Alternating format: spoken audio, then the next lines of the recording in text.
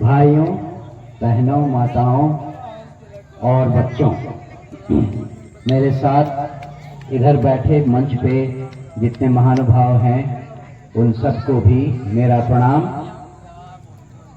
आप सब यहाँ आए और इतनी देर से हम सबका इंतजार कर रहे हैं, इसके लिए आपका बहुत बहुत धन्यवाद।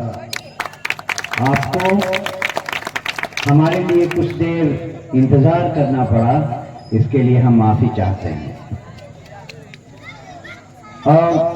मेरा नाम मनोज भारती है और 2 अक्टूबर को जब ये नई पार्टी बनी, जन सुराज पार्टी, तब उस पार्टी का मुझको कार्यवाहक अध्यक्ष बनाया गया। मैं मधुबनी जिला से आता हूँ। मधुबनी जिला में हरलाखी थाना में एक गांव है, बहुत छोटा सा, खिरहर, बहुत ही पिछड़ा गांव था उस समय और अभी भी है। मेरे दादाजी एक कच्चे घर में रहते थे, इसमें फूस का ये छत होता था, झोपड़ी टाइप का। वो गांव में बहुत छोटे छोटे काम करते थे और मेरे ताऊ जी भी वही काम करते थे, वैसे ही घर में रहते थे। मेरे पिताजी भी उसी घर में जन्मे। बस हुआ ये सौभाग्य से कि उनको पढ़ाई लिखाई में मन लगने लगा था, तो उन्होंने गांव के स्कूल से 11वीं तक पढ़ाई की और उसके बाद छात्रवृत्ति लेकर पटना आए, जहां पे उन्होंने इंजीनियरिंग की पढ़ाई की। बिहार सरकार में इंजीनियर बनके उन्होंने अपनी सेवा दी। पर उससे हुआ ये कि मैं, मेरी बड़ी बहन और मेरा छोटा भाई, हम लोगों को बहुत अच्छी शिक्षा मिली। मैं नेतरहाट गया, 7 साल नेतरहाट स्कूल में रहने के बाद मैं IIT कानपुर जाकर मैंने इंजीनियरिंग की पढ़ाई की और 1988 में मेरा चयन हुआ भारतीय विदेश सेवा के लिए। 35 साल मैंने भारतीय विदेश सेवा में 8 अलग अलग देशों में भारत सरकार की सेवा की। हर देश में लगभग 3 साल रहना होता था और 8 देशों में रहने के बाद फरवरी 2023 में मैंने सर्विस से रिटायरमेंट लिया। उसके बाद मैं अपने घर में था। पॉलिटिक्स ज्वाइन करने का, पॉलिटिक्स में आने का मेरा कभी कोई मकसद नहीं था, क्योंकि मैं राजनीति को एक गंदी जगह मानता था। उसका कारण ये था कि मेरी सोच से पिछले 40-50 सालों में जो मैंने देखा, उसमें या तो परिवारवाद चलता था, जिसमें कि दादा परदादा और आपके चाचा अगर राजनीति में हैं तभी आप राजनीति में आएंगे, या फिर आपके पास बहुत सारा पैसा हो, क्योंकि हर चुनाव को लड़ने के लिए 4, 5, 10 पता नहीं कितने करोड़ रुपए लगते हैं, या फिर आप बाहुबली हो, आपके पास ऐसे गुंडे मवाली हों जिनके बदौलत आप चुनाव जीत सकें। तो मेरे लिए राजनीति एक बहुत गंदी जगह थी। लेकिन जब प्रशांत किशोर जी का अभियान शुरू हुआ, तब मैंने उनकी बातों को सुना। उसमें जो चीज मुझे सबसे अच्छी लगी वो मेरे जीवन से मिलती जुलती थी। उनका कहना था कि बिहार में बदलाव लाना हमारा कर्तव्य है, हमारा लक्ष्य है। बदलाव लाने के लिए सबसे जरूरी चीज शिक्षा है और ये मैंने अपनी जिंदगी में भी देखा। 2 जनरेशन पहले मेरे दादाजी जहां से उठकर निकले, वहां से हम बहुत आगे आ गए हैं। उसका एकमात्र कारण केवल और केवल अच्छी शिक्षा थी। तो ये बात मुझे अच्छी लगी प्रशांत किशोर जी की। दूसरी बात, वो बिहार में बदलाव लाने की बात कर रहे थे। किस बदलाव की बात कर रहे हैं वो, ये बात जरा समझने की है। 40 साल पहले पर ही है, मतलब 40 सालों में बिहार में कुछ ज्यादा बदला नहीं है।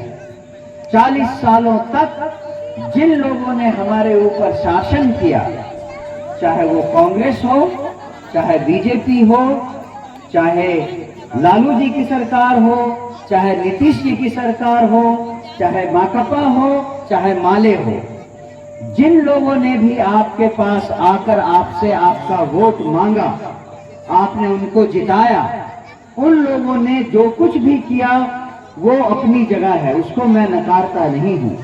लेकिन जो उन्होंने आपके लिए नहीं किया वो था बिहार का विकास। बिहार 40 सालों तक जहां था वहीं है।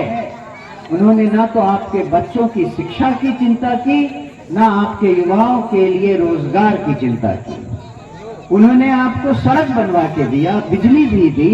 उन्होंने 4-5 किलो अनाज के बदले कम से कम 4 किलो अनाज देना शुरू किया। उन्होंने मंदिर भी बनवा दिया आपके लिए। लेकिन न तो आपने उनसे अपने बच्चों का भविष्य मांगा, न ही उन्होंने आपको ये दिया। इसीलिए बिहार में असली बदलाव हो नहीं पाया। तो ये दोनों चीजें जो थी, शिक्षा और बिहार में बदलाव, ये चीजें थी जिनके कारण मैं प्रशांत किशोर जी के साथ जुड़ा।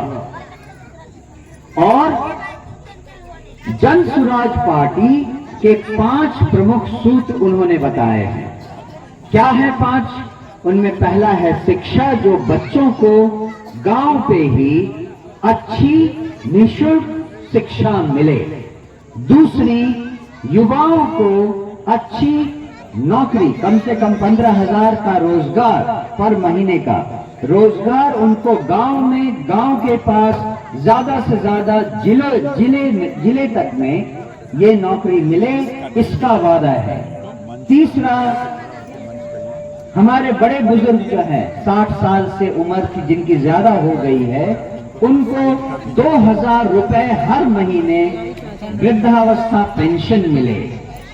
आप सोच कर देखिए, गांव में अगर बूढ़ा बुढ़िया है, उनको अगर 4,000 रुपए हर महीने मिल जाते हैं तो इससे उनकी कितनी मदद मिल जाएगी। और चौथा, महिलाएं जो गांव में रहती हैं उनको समय रहता है। भारत के दूसरे राज्यों में, चाहे वो गुजरात हो, राजस्थान हो, महाराष्ट्र हो, पंजाब, हरियाणा, कहीं भी गांव की महिलाएं छोटा मोटा व्यापार करती हैं। कोई बड़ी बना रहा है, कोई पापड़ बना रहा है, कोई अचार बना रहा है, कोई बकरी पालने का काम कर रहा है, कोई गाय पालने का काम कर रही है। इन सब छोटे छोटे कामों के लिए छोटी पूंजी चाहिए। तो ये पूंजी बैंकों से महिलाओं को देने के लिए, जिस पर उनको केवल 4% सालाना ब्याज देना पड़े, ऐसा कर्जा देने की व्यवस्था करेगी हमारी सरकार। 4% सालाना मतलब 8 आने से भी कम हर महीने ब्याज देकर महिलाओं को छोटे छोटे काम शुरू करने के लिए ऋण कर्जा दिया जाएगा। और 5वां है किसानों के लिए। जिन किसानों के पास थोड़ी बहुत जमीन है, उन पर, जिनको कैश क्रॉप बोलते हैं, जिससे ज्यादा आमदनी हो, वो कैश क्रॉप पैदा करने की पूरी तकनीक और उसमें सहायता सरकार देगी, जन सुराज की सरकार। ये 5 सूत्र पर जन सुराज का कामकाज निश्चित हुआ है। और इन 5 कामों में ही वो चीजें हैं जो हमें बाकी सारी पार्टियों से अलग करती हैं। सबसे पहले, जो भी पार्टी, जो भी राजनीतिक दल आज तक आपसे आपका वोट मांगने आए, उन्होंने आपके साथ दगा किया, आपके साथ धोखा किया, आपकी जिंदगी में असली बदलाव नहीं लाया जिससे कि बिहार बदल सके। और ये बदलाव लाने के लिए जन स्वराज पार्टी ने आपको जो सूत्र दिए हैं उसके आधार पर हम आपसे वादा करते हैं कि आप अगर हमारा साथ दें तो हम और हमारे उम्मीदवार आपके साथ आपके बीच में रहकर आपकी समस्याओं के अनुसार आपकी सहायता करेंगे। यहां से हमने जिस उम्मीदवार को खड़ा किया है, अभी आपको बताया गया, उनका नाम किरण सिंह है। किरण दीदी उनको कहा जाता है गांव में महिलाओं के द्वारा, क्योंकि उन्होंने महिलाओं के साथ पिछले 6 साल से काम किया है। किरण दीदी ना तो किसी परिवारवाद का हिस्सा है, ना किसी राजनीतिक जमींदारी का हिस्सा है, ना उनके परिवार में कोई बाहुबली है और न ही उनके पास बहुत सारा पैसा है। ये सब उनको और जन स्वराज पार्टी को बाकी पार्टियों से अलग बनाती है। दूसरी चीज, बाकी पार्टियां आपसे वोट लेकर 5 साल के लिए गायब हो जाती हैं, फिर वो अपना चेहरा नहीं दिखाती हैं आपको, उसके बाद केवल 5 साल बाद फिर से वोट लेने ही आती हैं। हमारे उम्मीदवार किरण सिंह यहां की जमीन से जुड़ी हुई हैं। अगर आपने उनको जिताया तो ये मेरा जन स्वराज पार्टी के अध्यक्ष होने के नाते आपसे वादा है कि वो आपके साथ आपके बीच में रहेंगी, आपकी समस्याओं को समझेंगी और आपसे पूछेंगी समस्या नंबर 1 तो क्या है, वो आपकी मर्जी से लिखा जाएगा। समस्या नंबर 2 क्या है, समस्या नंबर 3 क्या है। 10 महीने के लिए वो आपके उम्मीदवार हैं, क्योंकि 10 महीने बाद फिर से चुनाव होने वाले हैं। इन 10 महीनों में ज्यादा समय नहीं होता, लेकिन जितना समय है उसमें वो आपके बीच रहकर इन्हीं नंबर 1, नंबर 2, नंबर 3 के हिसाब से आपके लिए काम करेंगी। 10 महीने बाद जब वो आपके पास फिर से वोट मांगने आए या जन स्वराज पार्टी आपसे वोट मांगने आए, तो आपको बताया जाएगा कि ये नंबर 1 चीज थी, इसमें हमने इतना काम किया, ये नंबर 2 चीज थी, इसमें हमने इतना काम किया, ये नंबर 3 चीज थी, इसमें हमने इतना काम किया, कुछ काम बच गए हैं क्योंकि समय कम था। ये आपसे वादा है। किसी की बेसिस पर आप हमारे उम्मीदवार को, जन स्वराज पार्टी को जज करेंगे, उनकी जांच करेंगे। अगर आपको हमारा काम, हमारा उम्मीदवार पसंद नहीं आया, हम उसे बदल देंगे, ये हम आपसे वादा करते हैं। और जब आप हमें 2025 में, जब हम 2043 सीटों पर चुनाव लड़ेंगे, उस समय अगर आपने हमें जिताकर शासन पर ले आए और हमें हमारे हाथ में शासन दिया, उस समय हमको ज्यादा खुशी नहीं होगी। ये हम आपसे कह रहे हैं। जब 2025 में हम शासन पर आएंगे तब हम जश्न नहीं मनाएंगे। असली जश्न हम तब मनाएंगे जब 3 साल के बाद आप में से कोई हमसे आकर मिले और कहे कि हाँ, अब हम जो दाखिल खारिज करने सरकारी ऑफिस गए थे तो हमसे किसी ने 1 रुपया नहीं मांगा। हम जब अस्पताल गए तो हमारा इलाज बहुत अच्छे से किया गया। हमारा बच्चा आज जिस स्कूल में जाता है वो बहुत अच्छा स्कूल है। जब हम आपके मुंह से ये सुन लेंगे तब हम जश्न मनाएंगे, तब हम समझेंगे कि हम असल में जीत गए। वो जीत, हम उस जीत का सपना देखकर जन स्वराज पार्टी का गठन किया गया है।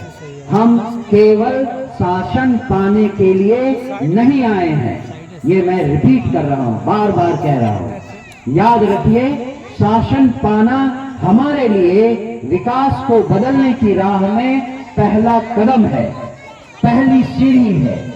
असली बदलाव तो तब आएगा जब हमारे बच्चे पढ़ने के लिए बाहर नहीं जाएं, बाहर से बच्चे पढ़ने के लिए बिहार में आने को मजबूर हो जाएं, हमारे युवा बाहर रोजगार ढूंढते हुए नहीं जाएं, बाहर के युवा रोजगार ढूंढने के लिए बिहार में आए, तब हम समझेंगे कि बिहार का विकास हमने कर दिया। ये जन स्वराज का सपना है, ये जन स्वराज का वादा है और इसी वादे पर जन स्वराज पार्टी का गठन किया गया है। आपने देखा कि हमारे पूरे वक्तव्य के दौरान हमने कई बार आपको शिक्षा के बारे में बताया और सौभाग्य से हमने जो चुनाव चिन्ह मांगा इलेक्शन कमीशन से और जो हमें मिला वो है स्कूल का बस्ता, जो आपको बच्चों का चेहरा उनकी शिक्षा की याद दिलाएगा। 13 तारीख को जब चुनाव आए तो नंबर 5 पर स्कूल का बस्ता का निशान होगा, नंबर 5 पर स्कूल का बस्ता होगा। आप जब चुनाव देने जाएं, अपना वोट देने जाएं, तो अपना बटन दबाने के पहले बस्ते को याद करें और बस्ते से अपने बच्चों के चेहरे को याद करें, उनकी शिक्षा का भविष्य याद करें और नंबर 5 स्कूल के बस्ते पर अपना निशान लगाएं, अपना उंगली दबाएं। यही आपसे गुजारिश है, यही हमारी विनती है। एक बात और, 13 तारीख को चुनाव है। हमने देखा है कि पिछले 30-40 सालों में हर बार जब चुनाव आता है तो चुनाव के 1-2 दिन पहले बहुत सारे लोग आपके पास आएंगे। कोई आपको मुर्गा भात खिलाएगा, कोई आपको 500 रुपया देगा। ये आपके विवेक पर है कि आप क्या चाहते हैं। अभी तक हर चुनाव में आपने मुर्गा भात और 500 रुपए पर अपना वोट बेचा है, अपने बच्चों के भविष्य की चिंता नहीं की है, अपना वोट बेचा है। इस बार आप अपना वोट मत बेचिए और चाहे आप 500 रुपए लीजिए, चाहे आप मुर्गा भात खा लीजिए, लेकिन 13 तारीख को जब आप चुनाव देने जाएं तो वहां पर आप अकेले होंगे। जब आप चुनाव चिन्ह देखें, स्कूल का बस्ता देखें, तब मुर्गा भात नहीं, अपने बच्चों के चेहरे को याद कीजिए। अपने बच्चों के चेहरे पर शिक्षा से होने वाले असर का याद कीजिए और स्कूल के बस्ते पर अपना बटन दबाइए, जन स्वराज को जिताइए, किरण सिंह जी को जिताइए, किरण दीदी को अपना उम्मीदवार बनाकर यहां लाइए, जिससे कि वो आपकी समस्याओं का समाधान कर सके। एक बार फिर आपका बहुत बहुत धन्यवाद। मेरे साथ भी एक बार नारा लगाइए, जय बिहार, जय बिहार, जय जय बिहार। बहुत बहुत धन्यवाद। आप सब लोगों को धन्यवाद।